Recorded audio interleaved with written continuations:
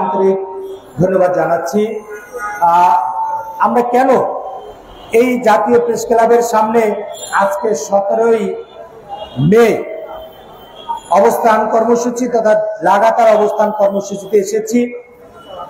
আপনারা জানেন 2023 সনে 22 দিন এই জাতীয় প্রেস ক্লাবের সামনে আমরা অবস্থান করেছিলাম এবং সেই অবস্থান কর্মসূচির মধ্য দিয়ে তৎকালীন সরকার এর মন্ত্রী এবং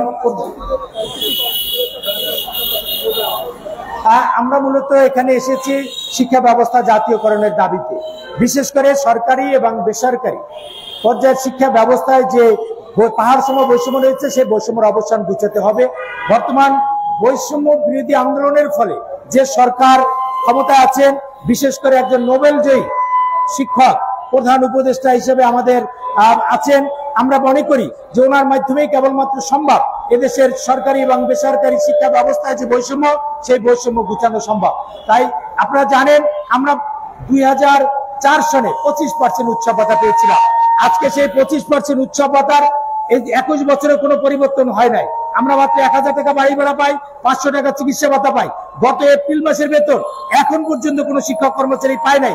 অনেক শিক্ষক কর্মচারী ইএফটির কারণে গত 5 মাস যাবৎ বেতন পাচ্ছে না।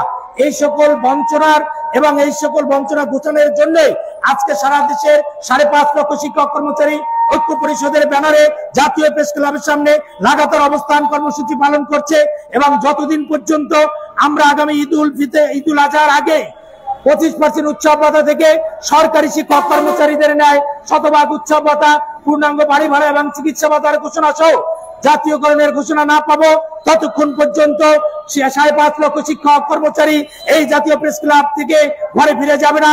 এবং বিশেষ করে গত এপ্রিল মাসের বেতন আজকে 17ই মে পর্যন্ত যেহেতু ছাড় করা হয় নাই, আমরা আগামীকাল সকল শিক্ষক কর্মচারী এক হয়ে সকাল 11টায় শিক্ষা ভবন ঘেরাও করব। কেন আমরা শিক্ষক কর্মচারীরা এই বেতন ভাতা পাচ্ছি না? এই বেতন ভাতা ছাড় করার দাবিতে আমরা সকালকে 11টার দিকে শিক্ষা ভবন ঘেরাও করব এবং পরবর্তীতে আমাদের এই কর্মসূচি চলবে।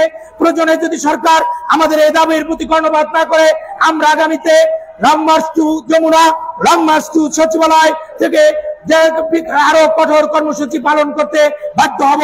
তাই মাননীয় সরকার বাহাদুরের কাছে আমরা আহ্বান জানাচ্ছি, আমাদের যেন শিক্ষারাজ বন্ধ করে, আমাদের শিক্ষা প্রতিষ্ঠান বন্ধ করে রাজপথে বসে থাকতে না হয়। দয়া করে আপনি অনতিবিলম্বে আলোচনার মধ্য দিয়ে এই শিক্ষা ব্যবস্থা জাতীয়করণ সহ আগামী ঈদুল ফিতরের আগেই শিক্ষা ব্যবস্থায় যে আর্থিক বৈষম্য রয়েছে 25% উৎসব ভাতা থেকে শতভাগ উৎসব ভাতা, বাড়ি ভাড়া এবং চিকিৎসা ভাতা পূর্ণাঙ্গ ঘোষণা দিবেন সেই প্রত্যাশা ব্যক্ত করে সবাইকে ধন্যবাদ জানিয়ে আমার বক্তব্য এখানে শেষ করছি। আসসালামু আলাইকুম।